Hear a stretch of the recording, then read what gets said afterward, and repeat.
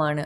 3-ാം ഭാവത്തിലെ രാഹു നിങ്ങൾക്ക് ഇതുവരെ ഇല്ലാത്ത ഒരു ധൈര്യം, ആത്മവിശ്വാസം, എന്തും എനിക്ക് നേടിയെടുക്കാൻ സാധിക്കും എന്നുള്ള ഒരു മനോബലം നിങ്ങൾക്ക് പ്രദാനം ചെയ്യുന്നതാണ്.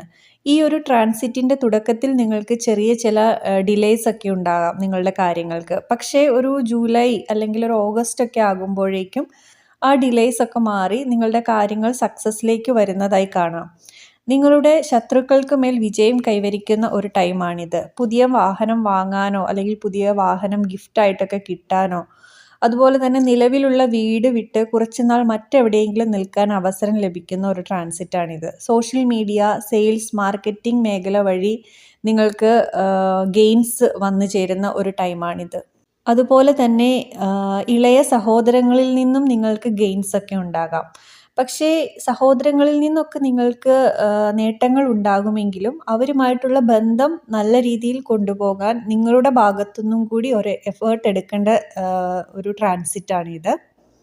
നിങ്ങളുടെ കമ്മ്യൂണിക്കേഷനൊക്കെ കുറച്ചുകൂടി സ്ട്രോങ് ആകുകയും നോ പറയേണ്ടിടത്ത് നോ പറയാനുള്ള കോൺഫിഡൻസും കറേജും ഒക്കെ നിങ്ങൾക്കുണ്ടാകുന്നതാണ്.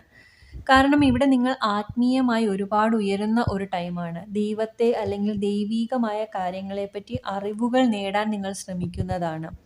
അതുപോലെ ആത്മീയമായ അറിവുകൾ നേടിത്തരുന്ന യാത്രകൾ, ആരാധനാലയങ്ങൾ സന്ദർശിക്കൽ, അതുപോലെ അതിനുള്ള അവസരങ്ങളൊക്കെ നിങ്ങൾക്ക് വന്നു ചേരുന്നതാണ്. അതുപോലെ തന്നെ astrology, meditation, spiritual healing, past life regression, ഇതേപ്പറ്റിയൊക്കെ കൂടുതൽ പഠിക്കാനും മനസ്സിലാക്കാനും ശ്രമിക്കുന്നതായിരിക്കും. സ്പിരിച്വൽ ഗൈഡൻസ് പ്രദാനം ചെയ്യാൻ കഴിയുന്ന ഒരു നല്ല ഗുരുവിനെ നിങ്ങൾ അന്വേഷിക്കുന്ന ഒരു ടൈമായിരിക്കും ഇത്. അല്ലെങ്കിൽ ഒരു നല്ല ഗുരുവിനെ എനിക്ക് കിട്ടിയിരുന്നെങ്കിൽ, അല്ലെങ്കിൽ ഗുരുവിനെ അന്വേഷിച്ച് നിങ്ങൾ പോകുന്ന ഒരു ട്രാൻസിറ്റാണിത്.